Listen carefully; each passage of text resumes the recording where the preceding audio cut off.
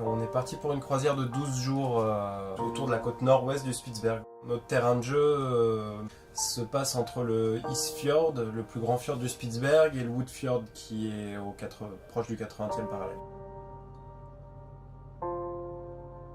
Donc le départ se fait de Longyearbyen, ici, la seule ville du Spitsberg. On a d'autres endroits habités mais qui ne sont pas des villes civiles, c'est des mines ou des stations scientifiques. Tout le reste, il n'y a aucune route pour s'y rendre, le seul moyen c'est le bateau. C'est mon premier voyage dans l'Arctique. Je m'étais dit, je m'en vais, je vois et puis j'apprécierai ce que je vois. Et je ne suis pas déçue. On est un petit bateau, on est seulement 10 passagers, 3 membres d'équipage à bord et on arrive à s'adapter facilement selon la météo et puis selon aussi les envies des gens. Ça peut être l'histoire de la conquête des pôles, puisque c'est d'ici, justement de la côte nord-ouest, qui est parti Amundsen, Nobile, énormément d'explorateurs. Ça peut être la faune, ça peut être la banquise, ça peut être un tout, une découverte. Donc voilà, on adapte la croisière selon tout ça, selon la météo, les estomacs parfois.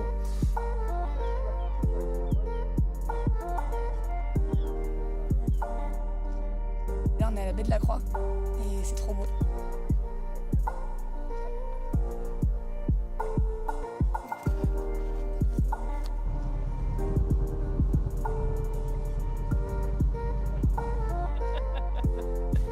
Quand la lumière se déplace, et là-bas, le blanc, voilà. Je savais pas du tout qu'est-ce qui m'attendait, et mais ça me plaisait de pas savoir. On va faire un petit tour dans la baie d'Hamilton. Là, on est en train de voir un phoque, une femelle, avec une belle moustache blanche.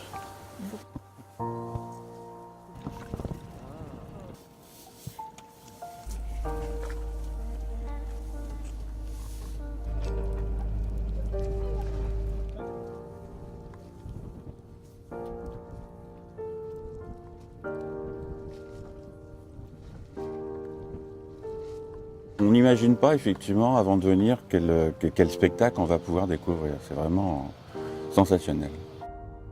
J'ai cette impression d'être dans un autre monde. C'est la couleur, les couleurs qui varient avec le temps, avec une grande rapidité. C'est ça qui m'a étonnée le plus.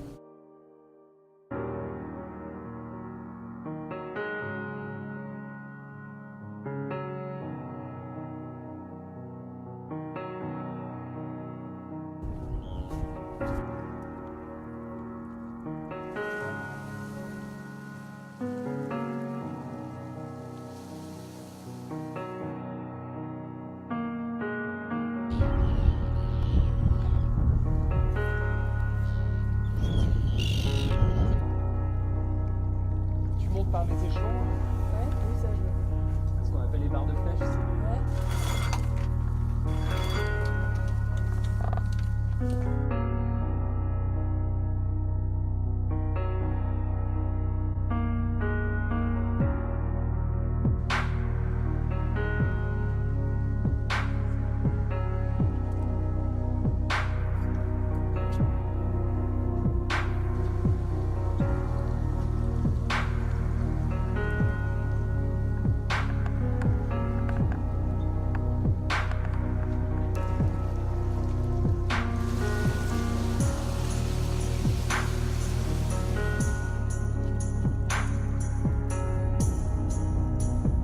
Celui-là, il est magnifique.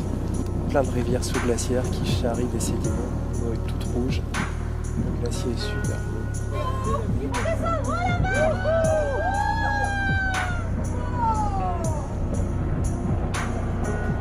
C'est bon ça.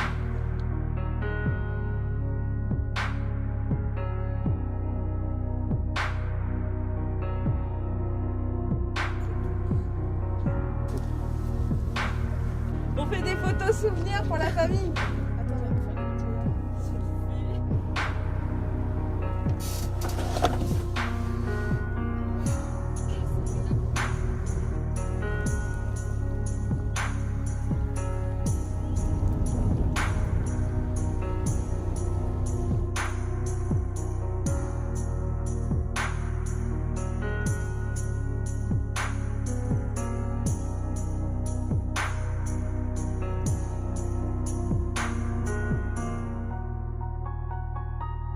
Moi, je suis jamais allé sur un voilier, enfin sur un bateau, un petit bateau en tout cas. Les plus grandes traversées, ça doit être Nice vers la Corse, quoi. Je crois que c'est à peu près la chose que j'ai fait. La vie à bord, c'est très très agréable. Ici, c'est le carré, là où tout se passe. Les repas, les discussions, l'apéritif, Les parties de tarot endiablées. faire la cuisine, faire la vaisselle, donc c'est un côté très chaleureux, très familial. Ce soir, c'est curry poulet. On a amené un petit peu de piment, un petit peu de curcuma. Et voilà, c'est parti.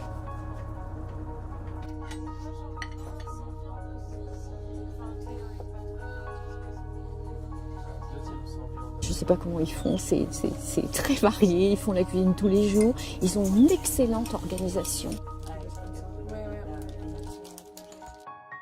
Il y a quantité de choses d'abord. Il y a une bibliothèque très impressionnante sur ce qu'on peut découvrir au Spitzberg ou dans le pôle Nord.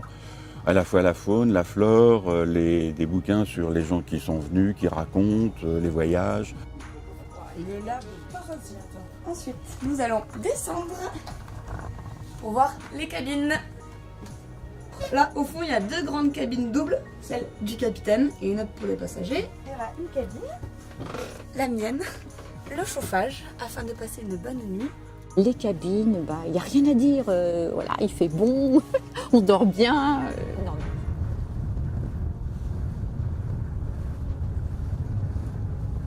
On fera escale à Ny-les-Soun, qui est une station scientifique internationale. Là, c'est le seul endroit où on est à quai, chacun est libre de vaquer à ses occupations, de débarquer sans porteur d'armes. On considère que le danger de l'ours est toujours présent, mais qu'il y a suffisamment de maisons ouvertes pour se mettre à l'abri si jamais un ours arrive.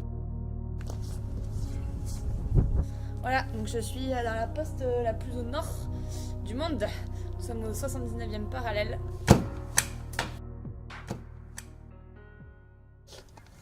C'est parti!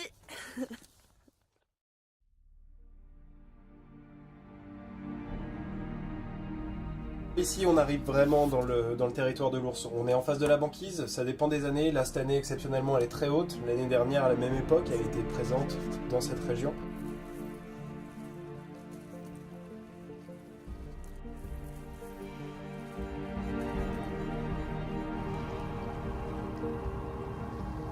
Ça fait une semaine qu'on le cherche partout.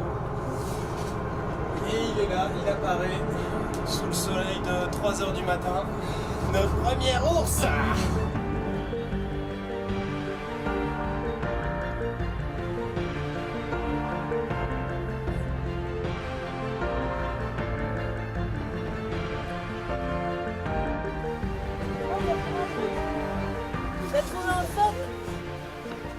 Ça fait des heures et des heures que l'équipage veille en passerelle pour nous le trouver, et ça y est, on l'a trouvé. Alors là, vraiment, c'est en pleine nuit, il fait jour et l'ours est là, ça valait le coup de se réveiller.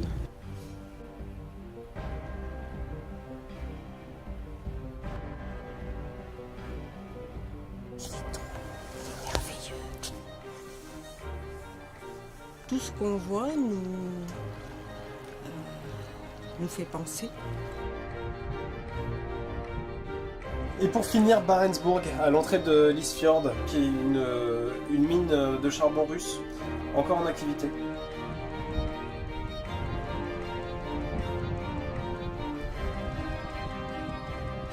C'est assez particulier. On vient 50 ans en arrière. Les gens aiment ou n'aiment pas, mais c'est une autre vision du Spitzberg. Il faut savoir qu'il y a des gens qui vivent là-bas. C'est une escale que je trouve importante pour finir cette croisière.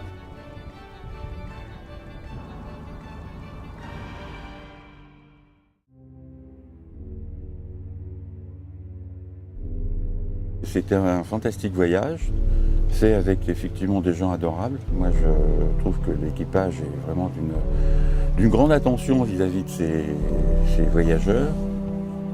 Il va falloir revenir parce que là on a vu qu'une toute petite partie des Spitzberg. Il va falloir revenir, oui.